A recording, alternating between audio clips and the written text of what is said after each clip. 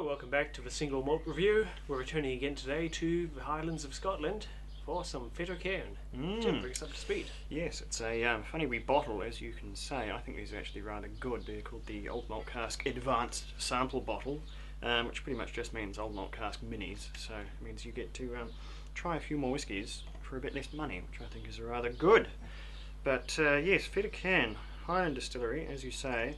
Not particularly well known. It's a White and Mackay owned one, so up for sale shortly, presumably. But we'll see where that goes. This one, obviously, is a rather non-standard one because it could be water. It's almost that clear. It's really pale. The bottle tells us it's from a refill hogshead, which doesn't say a great deal because that could mean it was from sherry or bourbon, and we'll have to really go on a bit of an investigation to decide which, because that's just so pale you can tell absolutely nothing. But as an old malt cask, it'll be uncoloured, unchill filtered, so we can at least trust what we see. And bottled at a typical 50% ABV.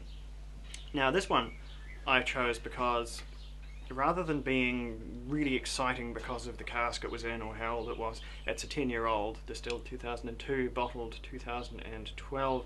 This one is a real expose on something that is spirit. It's really good story of where spirit goes as it ages without any overt cask influence getting in the way. And in that respect, this is a pretty interesting whiskey. So let's have a quick look.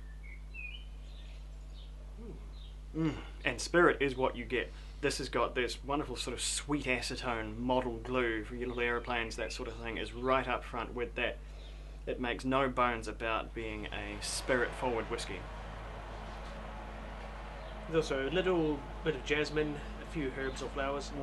That Highland floral nature is still there, but of course that does come from the spirit, of course, not the casks. The regional character, insofar as it exists, some people put more stock in it than others. That doesn't come from the barrels, that comes from the spirit primarily, and secondarily from the warehousing, which can make more difference if they have a coastal thing going on. But anyway, quite simple. So acetone, spirit, floral, and a bit of sort of sweet almond oil as well on the nose. What do you think is on the palate there? It's quite sharp, quite hot. It has a strong, fairly raw spirit flavour to it. Underneath that is a little sweetness, some nuts. You mentioned almond oil. I'm getting that too. Almonds, peanuts.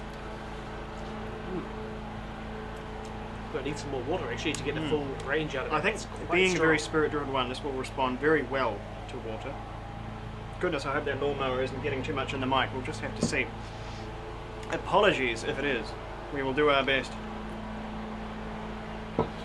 Because alas, we won't be getting another dram of this one. This was the last two. That's made very little difference to the aroma. I'm not smelling anything new. No, that's gotten a little softer, but otherwise it's pretty similar stuff.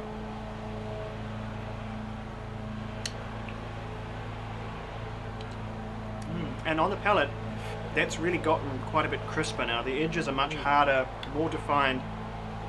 I think I might have actually preferred it without the water because it had that softer, oilier presence to it, whereas now it's very crisp, very refreshing. If you had an archetypical before dinner whiskey, this is it. This is aperitif material right here. It's got a bit more fruity, but sort of a waxier, sharper fruit. Apple peels, orange rind. It's really very snappy. I think of any of the more interesting whiskies we've tried here, the single cask whiskies, I don't think I'd have too much trouble if I wanted to be really naughty putting just an ice cube in here on a warm day. It's just that sort of refreshing character coming out of here that it would make a perfectly acceptable cool drink, because it's not the most complex, but it is deeply refreshing, if that's the sort of thing you're into. But for all its lacking colour, it's not lacking body. It is very oily and it's leaving streaks and smears all over the inside of the glass.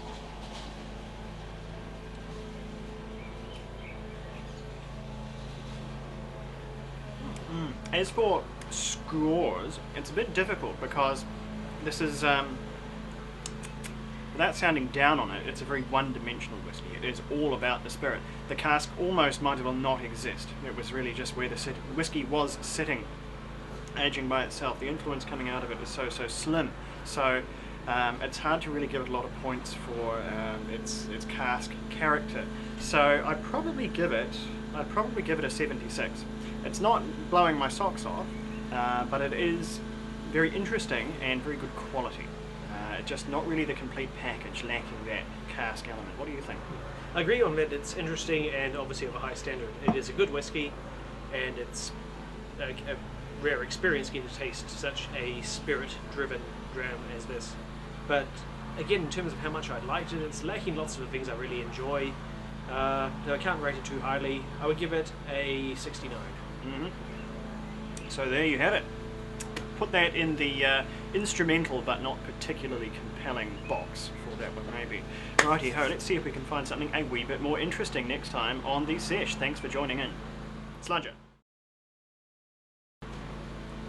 Let's recut that because there's a single malt review and not the sesh. Oh no, I'll just kill it early. I'll just kill it early. It's fine. Okay. Yeah. The sesh.